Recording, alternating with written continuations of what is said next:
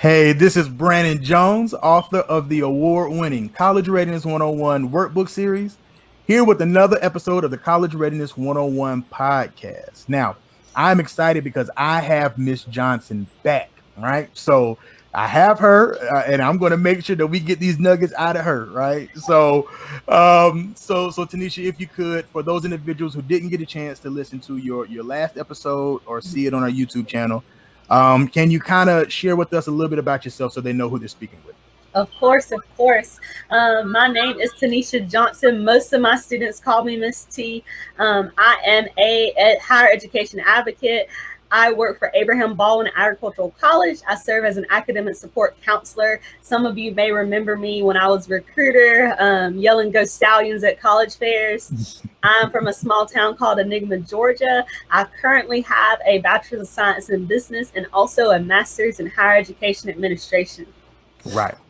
So what I love about that is that, once a recruiter, always a recruiter, right? so that's great. That's how I was as well. So today it's kind of a really cool topic because we're going to be talking about finding that match. And so when I always talk to students and parents about selecting a college, I always talk about them doing it collaboratively. It doesn't work when, the parent says, go do it all on your own. And it doesn't really work when the parent does everything on their own, right? I've noticed what happens to that student when they get to college. So today what we want to do is kind of give some nuggets about finding the match. So kind of tell us a little bit about kind of what your advice would be for students or parents when they're trying to find that match. So I have two major nuggets and some good juice to go with those nuggets. Okay. All right. So one of those nuggets is do your research. That's kind of like, 101, right? But that doesn't happen. Everybody doesn't do it. So right. Yeah. We're in a generation where we have everything at the tip of our fingers. Like, I can't tell you how many students I'm walking down the pedestrian, trying to get to a meeting, and they're like this. And I'm like, do you even know where you're going? So you have it at your fingertips. So what I'm trying to tell you is, you can look something up quickly in bed, on the go, outside, inside, wherever you want to do, right? So one of the things that I like students to know is, you can do an easy Google search. So if you say one day, oh, Miss Tanisha, I'm going to be a farmer, right? Not many students are going to be farmers, right. Very few. We may have a lot. But you can do a Google search, best colleges on becoming a farmer, right? Guess what? Clemson's going to pop up. University of Georgia's going to pop up. ABAT's going to pop up. All these schools are going to pop up, right? And then when you're doing your research, you'll also know that some colleges may not be for you. Right. So if you want to be a farmer, but, you don't want to be in a small town, you don't want to be in South Georgia, ABAT may not be the college for you. Right. Right? But if you don't do your research, you would never know that. But on the other hand, if small town living is for you, if having a family feel is for you, if getting to be able to work with your professors one-on-one is for you, if hands-on learning is for you, ABAC is the place to be. But guess what? You got to get on our website. You got to email some folks. You got to do some research in order to know these things, right? Right. So that's one of the things I talk about in my workbook is understanding the characteristics of the colleges, right? So I have them pick their top 5 colleges and compare them, right? So how far is it from your home, right? How much is the application fee? How much are the tuition and fees? What are the room and board options, right? What are the amenities? Can you bring your car as a freshman, right? What type of area? Is it urban? Is it, suburban? Is it rural? These are things that, students need to understand, because when I took my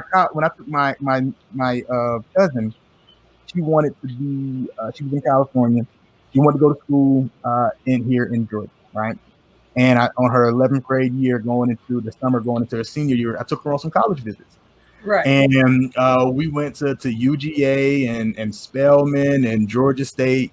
and we also went to Kennesaw State. And so we went to Spelman first.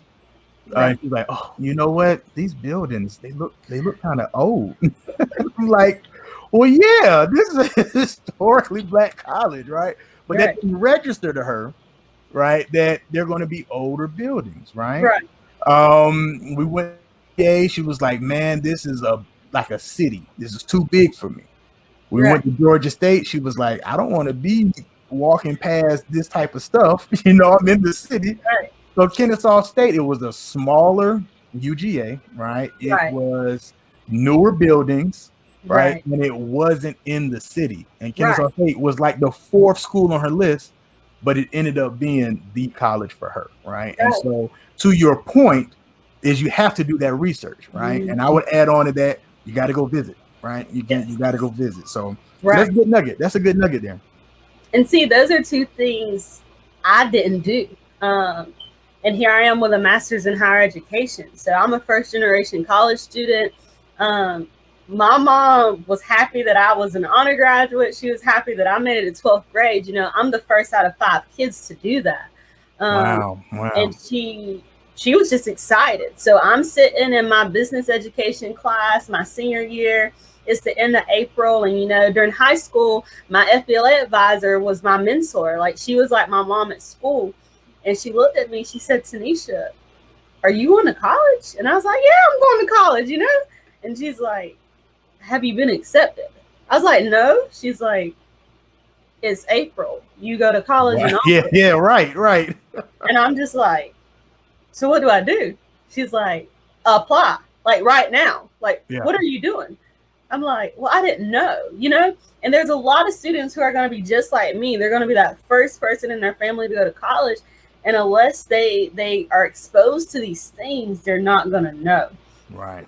So those are 2 things that, as looking back, if I would have been able to do research, if I would have got to visit college, have those opportunities, I think my college experience would have been a little bit different than what it was. Absolutely. It definitely would have been, you know.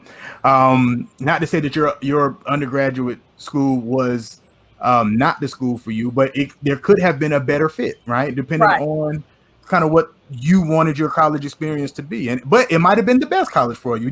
We don't know is what I'm saying, right? Because you didn't get to do the research. Good enough I haven't left yet. That's right. All right. Anything else for finding your match? So I would say ask someone for help. One thing that I didn't do a lot in high school was ask for help. You know, I was that smart kid. I didn't have to study. I didn't have to do a lot of things. Right. I cheered, FBLA, Beta Club. If it was something to do, I did it because I was one of those students, 1st-generation college kids, have a rough background. I didn't want to be at home. Right. So I was like, if I did all these things, I could stay after school for a long time and I could be with all these fun people, right? But within that, I never really asked for help. I just did stuff, you know, whatever they wanted me to do. Yes, I can do it. But within that, I had to realize at some point, you know, I need to start asking questions. I need to start asking for serious help so that I can advance myself to the next level. Because although I have all these skills and capabilities now, at some point, I'm going to hit a wall. Right? Because we all do. We all hit that wall and we're like, where do we go next? So I say ask for help to get the college process started. As high school students, when you're asking for help, you're looking for people like your CTAE teachers. You're looking at your coaches. You're looking at your pastors. You're looking at your community leaders. You're looking at those people that are outside of your home because you may not be getting those questions answered that you need at home. Right. If you're a college student, and you know, a college student who may be transitioning from a tech school to a college, or a college student who may have, you know, started college and then said, and came back, then you're probably going to be looking for more help on a more professional side. So you're probably going to be going to these schools and asking the higher education professionals for help, right? Because you're what we call a non-trad. So you're going to be asking totally different questions than what the high school student would be asking. Right, right. Okay, and for a lot of time, those non-traditional students, they do have life experiences and Right. things like that. They might not have gone right after high school. And so, Yes. for those who are listening, that's kind of how we define non-traditional, students. A lot of time, non-traditional age students, not to be confused with non-traditional program students, which was one of my groups. Is the women in welding, men in nursing, is those groups that are in majors that are 25% or less of their gender in that field. And so that was one of my groups that I worked with when I was on the college campus. And so that's pretty cool. All right, all right. So the funny thing that not funny, haha, but funny, interesting is that I kind of have the same experience with you. As there wasn't a next step education, there wasn't a Brannon, there wasn't a college readiness 101, where I grew up. And so, Right. me and my family had to really look for it. Now, my mom did go to college. So I wasn't a first generation college student, but there's some things that she just couldn't answer. Right. And so we had to go and, seek this information. It kind of sounds like what you were having to do. You spoke with your FBLA coordinator and kind of got that information, but at least she lit the fire. Right. Yes. She lit the fire. She lit the fire. Okay. All right. Well, I like that. I often think sometimes, looking back, if it was COVID when I was going through school, I don't know what I would have done. Yeah. I told my mom the other day, I said, Mama, I said, what if you would have had to be my virtual teacher? And she just laughed. She said, baby, I don't know. Yeah, these households is a lot that they're having to deal with through this. So you're right about that. I was talking with some individuals, say, man, the students, they're not logging in, they're seniors and they're not logging in. They're in jeopardy of not graduating. It's just been a really tough time for a lot of students. With their motivation. So and that's how you learn. Everybody's not an online student, right? Everybody's not an online student. So that's pretty interesting. Okay. All right. Well, interesting. Anything else that you have? And once you find a school for you, you kind of have to find the major for you. Well, that's true. You got to go to school. You're going to school, right? Right. You got to go learn something, right? All right. So tell me what you got.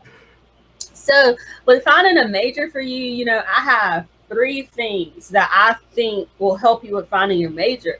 Okay. One of them is, find your passion.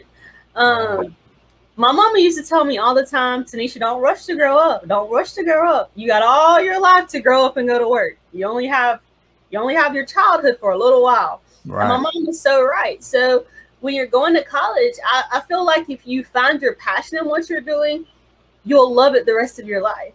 So many people, they pick a major thinking money, right? Mm-hmm. So when I was a kid, all of my family wanted me to be a nurse. They said, Tanisha, you'll make a lot of money if you just go to school to be a nurse. Little did they know, I'm the worst patient a nurse will ever get.